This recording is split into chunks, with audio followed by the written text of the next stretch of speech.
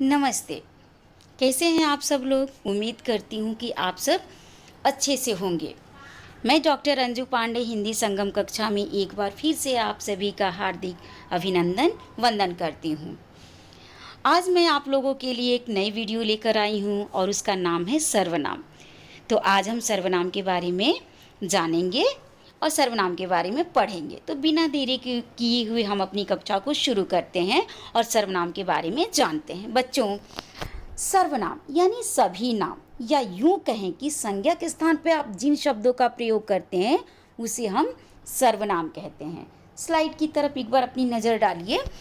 मोहन एक अच्छा लड़का है। मोहन अच्छा पढ़ता है। मोहन सुबह टहलने भी जाता है। मोहन बहुत होशियार है। आप इस लाइन में देखेंगे, इस वाक्य में देखेंगे मोहन मोहन मोहन, जो कि संज्ञा है और वो भी व्यक्तिवाचक संज्ञा। अब हम दूसरे वाक्य को देखते हैं। मोहन एक अच्छा लड़का है। वह अच्छा पढ़ता है। वह सुबह टहलने जाता है। वो बहुत अच्छा है। तो आपको क्या समझ में आ रहा है? पहले वाक्य में आप देख रहे हैं कि मोहन मोहन मोहन, जो कि हमारे वाक्य को सटीकता प्रदान नहीं कर रहा है। लेकिन अगर आप दूसरे वाक्य में देखेंगे तो मोहन किस में बदल गया? वह में, जो कि बिल्कुल सही और वाक्य को सटीक बना रहा है।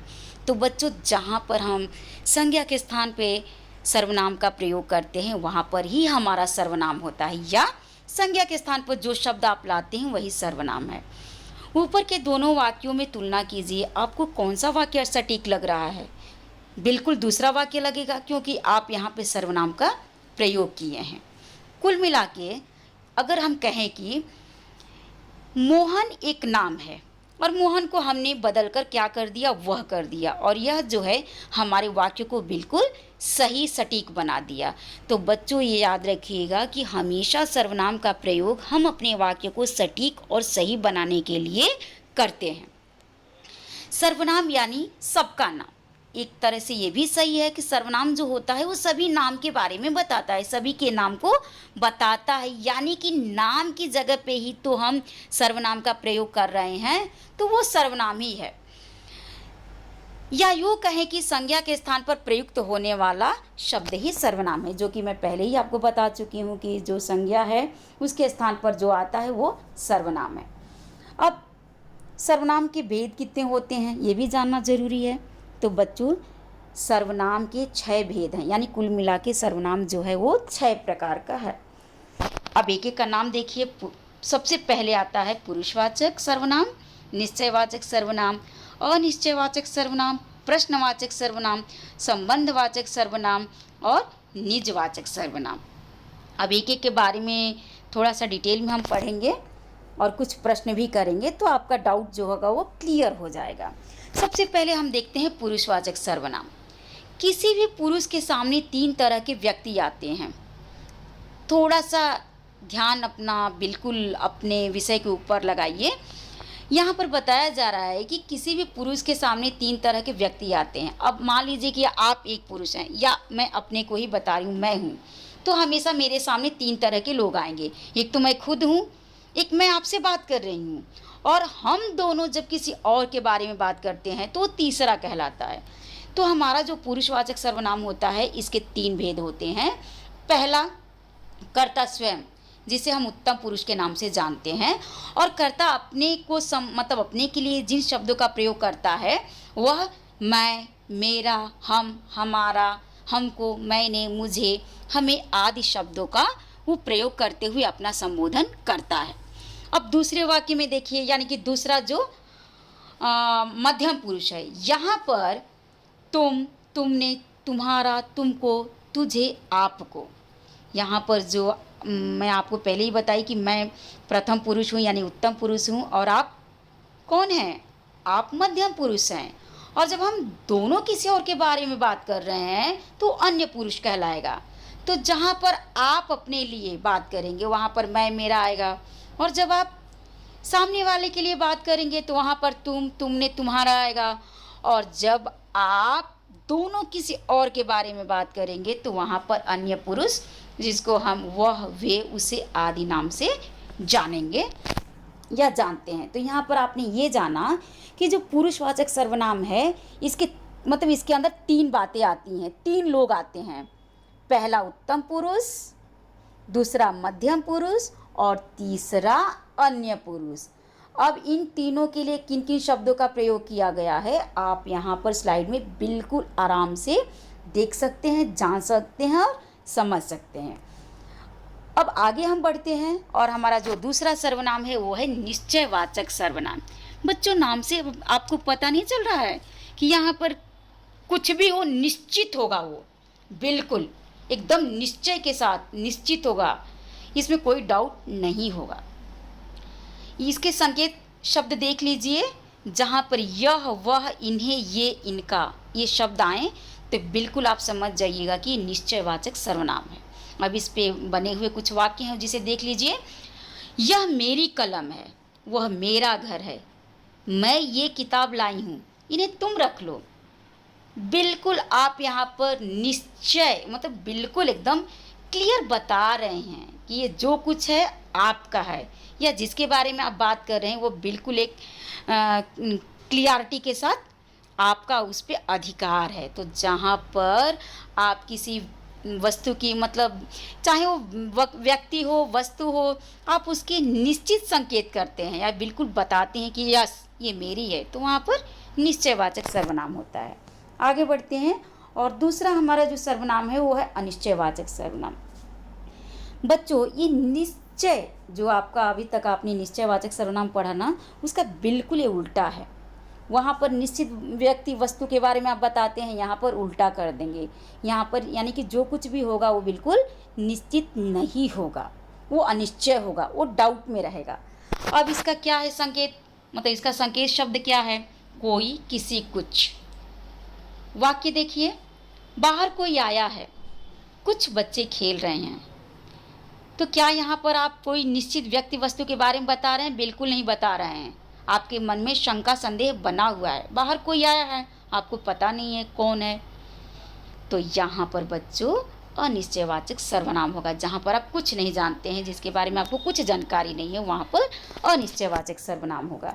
अब नेक्स्ट हम देखते हैं प्रश्नवाचक सर्वनाम। सबसे आसान है, जहाँ पर प्रश्नवाचक चिन्ह लगे हों, या दूसरे तरह से हम कहें कि जहाँ पर प्रश्न पूछने का बोध हो, आप किसी से प्रश्न करते हैं और आपको उत्तर मिलता है, वहाँ पर प्रश्नवाचक सर्वनाम होता है। जैसे कि उदाहरण देखिए, और सबसे पहले संकेत शब्द देख लीजिएगा, कब, क्यों, किसे, क्या, और भी बहुत सारे प्रश्नवाचक चिन्ह होते हैं, शब्द हैं, जो आप अभ्यास करेंगे तो आपको पता चलेगा। अब इससे बने कुछ वाक्य देख लीजिए, जैसे कि तुम क्यों उदास हो, आपका नाम क्या है, तुम कब आए। एक चीज़ याद रखिएगा कि कभी भी आप प्रश्न करोगे और आपको उत्तर मिलना चाहिए, और जब आपको उत्तर मिलेगा, जब आप प्रश्न करोगे, तो यहाँ पर प्रश्नवाचक सर्वनाम बनेगा। नेक्स्ट, निजवाचक सर्वनाम। बच्चों, निज का मतलब होता है खुद, यानी कि जब आप अपने बारे में खुद बात कर रहे हैं, यानी अपने बारे में बता रहे हैं, वहाँ पर निजवाचक सर्वनाम होता है। इसका संकेत शब्द है स्वयं, खुद, अपने आप। इस सर्वनाम के अंतर्गत कर्ता स्वयं के लिए कार्य करता है, याद रखिएगा। जैसे मैं स्वयं दिल्ली चली जाऊंगी, मैं मेरा काम खुद करती हूँ, मैं अपने आप पढ़ती हूँ। तो ध्यान दीजिए, स्वयं, खुद, अपने आप, ये क्या है, ये बिल्कुल बता रहा है, ये बता रहा है कि हाँ, मैं अपने काम को करने के लिए किसी की मदद नहीं लेती हूँ, ना ही लूँगी, खुद कर लूँगी। तो बच्चे, जहाँ पर स्वयं, खुद और अपने आप शब्द आए, वहाँ पर आप समझ जाइएगा, जानने की कोशिश करिएगा कि ये निजवाचक सर्वनाम है। आगे बढ़ते हैं संबंधवाचक सर्वनाम। जो, सो, जैसा, वैसा, जो, वह, जिसे, वही। एक बार फिर से देखिए, जो, सो, जैसा, वैसा, जो, वह, जिसे, वही, ये इसके संकेत शब्द हैं। जहाँ एक शब्द या वाक्य दूसरे शब्द या वाक्य का संबंध बताए, वहाँ संबंधवाचक सर्वनाम होता है। बच्चों, यहाँ पे एक छोटा सा स्पेलिंग एरर है, यहाँ पर बताए है, ना कि बनाए, तो यहाँ पर संबंधवाचक सर्वनाम होगा। अब इसके उदाहरण देख लीजिए, जो पढ़ेगा वह पास होगा। ध्यान दीजिए, एक वाक्य जो है वो दूसरे के ऊपर बिल्कुल मतलब अपना संबंध बता रही है, एक वाक्य जो है दूसरे से जुड़ी हुई है, अगर एक वाक्य को हम लें दूसरे को छोड़ दें तो उसमें कोई संबंध नहीं बनेगा। यहाँ पर जो दो वाक्य हैं एक दूसरे से उसका संबंध बन रहा है। अब भाई जो पढ़ेगा वही पास होगा। जैसी करनी वैसी भरनी, जैसा करोगे वैसा भरोगे, जो करेगा सो भरेगा। और एक छोटा सा संकेत इसमें मैं आपको ये देना चाहूँगी कि जहाँ कहीं भी जो सो जैसा वैसा जो सो आए, वहाँ पर आप समझ जाइएगा कि ये संबंधवाचक सर्वनाम है, क्योंकि ये शब्द वहीं पर आते हैं जहाँ पर दो वाक्यों का आपसी संबंध बनता है। तो उम्मीद करती हूँ कि यहाँ तक आपको क्लियर हो गया होगा। अब आगे बढ़ते हैं। एक छोटा सा संदेह या एक छोटा सा डाउट आपके मन में आएगा, जिसे मैं क्लियर अभी से कर देना चाहती हूँ। बच्चों याद रखिएगा कि निश्चयवाचक सर्वनाम और पुरुषवाचक सर्वनाम में कुछ अंतर होता है। यानी एक समय ऐसा आएगा ना कि आप कंफ्यूज हो जाएंगे कि ये निश्चयवाचक है कि पुरुषवाचक है। तो आपको परेशान होने की ज़रूरत नहीं है। ध्यान दीजिए, निश्चयवाचक सर्वनाम वह मेरा घर है, पुरुषवाचक सर्वनाम वह कल आएगा। निश्चयवाचक सर्वनाम में किसी वस्तु की ओर संकेत किया जाता है, जबकि पुरुषवाचक सर्वनाम में किसी व्यक्ति का संकेत होता है। अगर आप जानना चाहेंगे तो ये जानने की कोशिश कीजिएगा कि जहाँ पर कोई वस्तु है वहाँ पर आपका निश्चयवाचक सर्वनाम आएगा, और जहाँ पर किसी व्यक्ति की बात हो रही है वहाँ पर बिल्कुल पुरुषवाचक सर्वनाम होगा। उदाहरण है वह मेरा घर है, बिल्कुल निश्चित बता रहा है वो कि वह मेरा घर है। नीचे वाले वाक्य में वह कल आएगा, यानी कोई व्यक्ति है। तो यहाँ पर जहाँ पर आप वस्तु की बात करेंगे वो निश्चयवाचक होगा, और जब किसी पुरुष की बात करेंगे तो वो पुरुषवाचक सर्वनाम होगा। तो उम्मीद करती हूँ कि यहाँ तक आपको समझ में आया होगा। अगर समझ में नहीं आया होगा तो एक बार फिर से इसको पीछे जाके एक एक स्लाइड को देखिएगा, सुनिएगा, समझने की कोशिश करिएगा। उसके बाद भी अगर आपको कुछ मन में संदेह रहता है, कुछ शंका है, तो आप मुझे कमेंट कर दीजिएगा या आप मुझे फ़ोन भी कर सकते हैं। मैं आपके शंका का समाधान कर दूंगी। तो बच्चों उम्मीद करती हूँ कि सर्वनाम आपको समझ में आया होगा या आप समझे होंगे। एक बात और ध्यान रखिएगा कि ये सर्वनाम हमेशा आपको मदद करेगा। आप कोई भी कॉम्पिटिटिव एग्ज़ाम देने जा रहे हों या कुछ भी पढ़ रहे हों, तो आपकी कोई भी पढ़ाई हो, कोई भी पाठ हो, सर्वनाम के बिना वो अधूरा रहता है।